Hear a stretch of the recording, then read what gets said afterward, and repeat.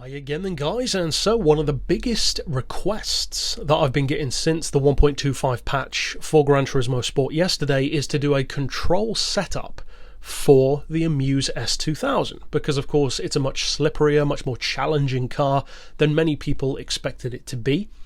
Disappointingly to some people, as I said in my overall review, I thought that that was appropriate for the car. It should be somewhat challenging, but this tune is to make it easier to use, quicker through corners, and it actually handles somewhat like a race car, in effect. Don't expect it to be as quick as an actual GT1 car, of course, but it's not slow, that's for sure, and it's a lot more controlled and a lot faster through corners than it is stock. Now, speaking of being stock, you can see that I have leveled up the car, but in order for this tune to still be relevant with balance of performance, as you can see, I actually haven't changed the power and weight at all. So if you choose to do that, you can make it even better by, for instance, reducing the weight.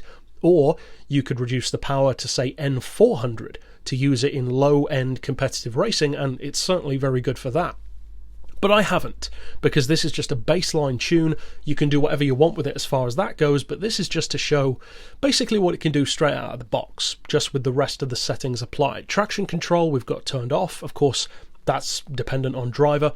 As far as the tyres, I wanted to show what it could do under normal circumstances without racing tyres, so we've got it on sport softs.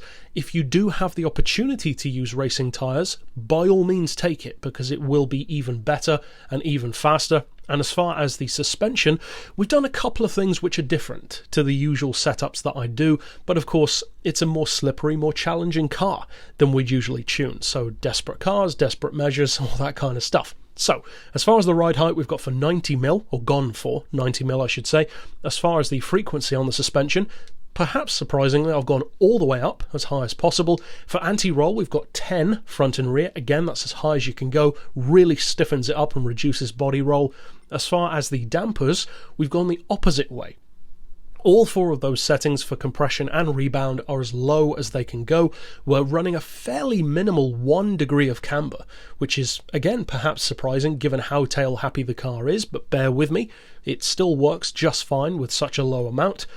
As far as tow, of course, neutral. I always go for neutral for that. As far as downforce, I've got it set as high as possible, but that will depend on the circuit that you intend to use it on.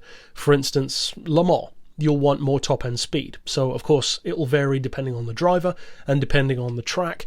And as far as the diff, as I always say, the diff makes such a huge difference to the handling of every car, and every person, every driver has their own style and their own personal flair. So, by all means, try other things. Play around with it, even. But then, of course, if you find that it's not as good, you can just come back to this tune and do it like this again. So for my personal driving style, I've got low initial torque, as you can see, low acceleration, and then as high as possible on braking.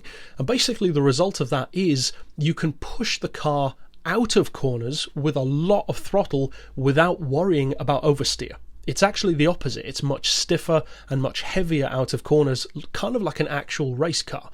The only thing that you need to be careful of with that setting is going into corners. Under heavy braking, the car can have a tendency to, I'll call it overrun into oversteer. So in effect, it kind of tries to get its tail out, but when you're slowing down instead of when you're speeding up. So that takes maybe a couple of corners to get used to, but once you do, you'll have it doing great laps in no time. And as far as the gearbox, as I said, it's not a straight line tune, it's not a top speed tune, so I've just slapped on an auto setting of 205, and then I haven't touched the rest. So, of course, that's down to you.